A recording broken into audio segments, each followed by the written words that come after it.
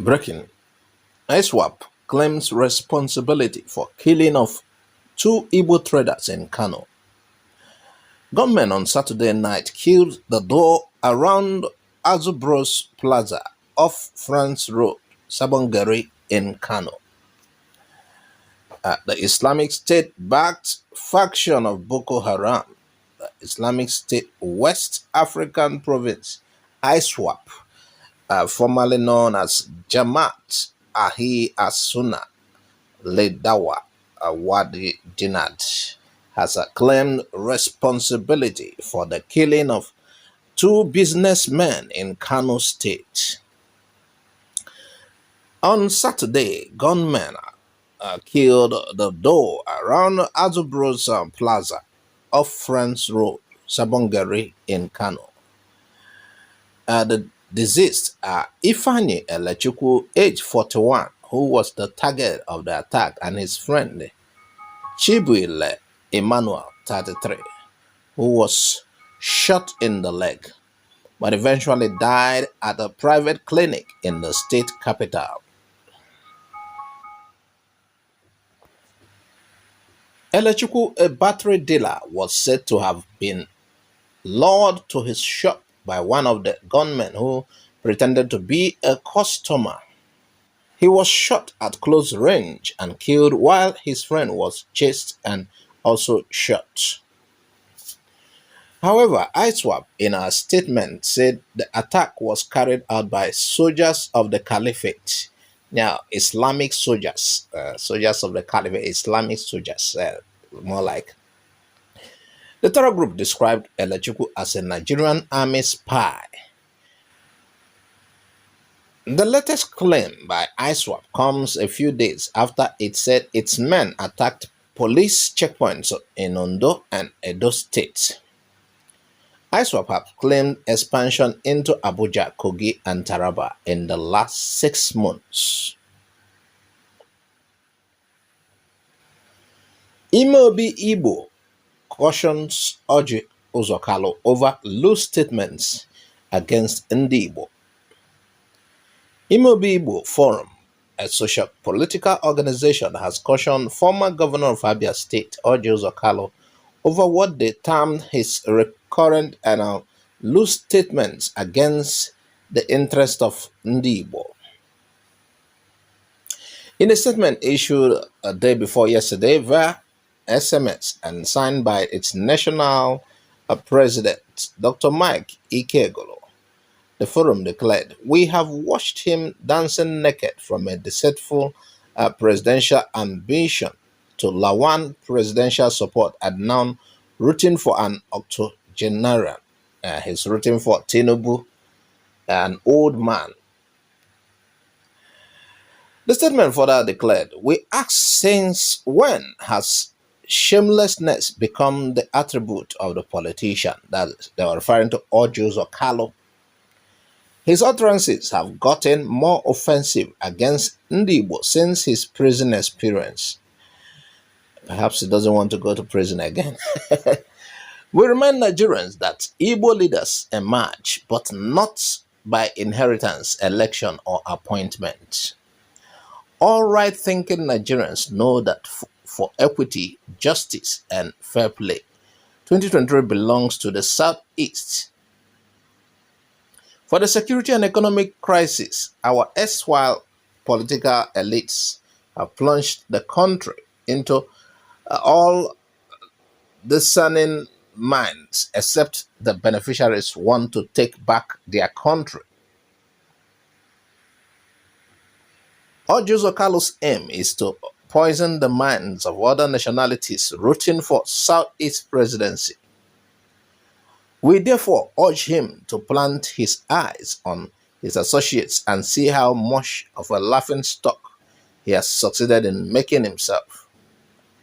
This statement should serve as a food for thought for him. Igbo Lawyers Association, ILA, has expressed disappointment over the continued detention and incarceration of the leader of the Indigenous People of Biafra, IPOB, Nnamdi Kanu, by the Nigerian government. It said the continued detention of the IPOB leader instead of releasing or putting him to trial and dispensing with the case was an act of political punishment than a legal trial. Chairman of ILA, a former national legal advisor of Ohaneze Igbo worldwide, Chief Chuks Muama, SAN, told Sunday Sun that the case could be dispensed with within 7 days if the aim of the Kanu abductors was to put him on trial for committing a crime against Nigeria.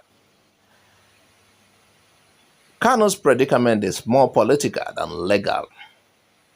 Until it is resolved, there may not be a solution to the problem. I see an attempt by prosecution to perpetuate proceedings inconclusively as a vendetta against him and his group, he said. He commended the IPOB leader's legal team for doing well in contending with the tricks being exhibited by the prosecution, but lamented that the matter ought to have been dispensed of, had it been followed legally as a matter of similar criminal nature would. He added, I see them continuing to incarcerate and intimidate him in order to maintain their vindictive political interests to either release or convict him. Expressing the fear that he might be in detention until a new administration takes over power on May 29 next year, Muhammad said there will be disaster should Kanu get annihilated while in custody, noting that no bandit, kidnapper, or those involved in terrorist activities across the country had been subjected to sufferings being endured by the IPOB leader. Kanu is suffering because he is Igbo.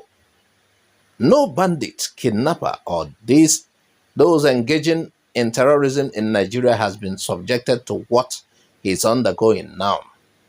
And that is the fact. What is his crime? Ask what happens should Nigeria fail to honor the United Nations Human Rights Body directive that Kanu be unconditionally released and compensate. The IL leader said Buhari's administration was leading Nigeria to become a pariah state if he fails to adhere to the UN directive. Buhari's administration is not likely to release Kanu. I hope he stays alive and not liquidated in detention. Muhammad further spoke on the forthcoming general elections in the country and called on Igbo at home and in the diaspora to continue to be vigilant while going about their engagements in business, commerce, and industry, so that even if we continue to suffer and be marginalized, we will remain prosperous commercially, industrially, and financially. Let us continue to prosper in industry, commerce, education, and finance. They will look for us. Of course, onye chukwu goziri, mmadụ adịghị eficha ya. Igbo lawyers' anger over slow trial of Nnamdi Kanu. That was it. We had those people that were killed Saturday night. ISWAP has taken responsibility for the death, saying they were informants to Nigerian army. And they were strictly invited to their shops and were shot. Orji Kalu and his busybody started after his detention. Perhaps he is afraid of going into another detention for financial crimes. He has been, distraction and a destroyer of Igbo's chances at the top shot. Orji Kalu has been fighting against Igbo's plan to become president in Nigeria ever since he came out from prison. And we understand what is happening. After having declared interest, he supported Lawal. Lawal failed. Now he's supporting an old man. Orji Kalu, Igbos are watching you. And on the third story, Igbo Lawyers Association are demanding Mazi Nnamdi Kanu's release. Even the terrorists in the countries have not been subjected to such a kind of treatment given to Nnamdi Kanu. The non-terrorists, Nnamdi Kanu is only asking for freedom. What do you think? Add your comment to the story. This is where we draw the curtain on this show. Bye-bye for now.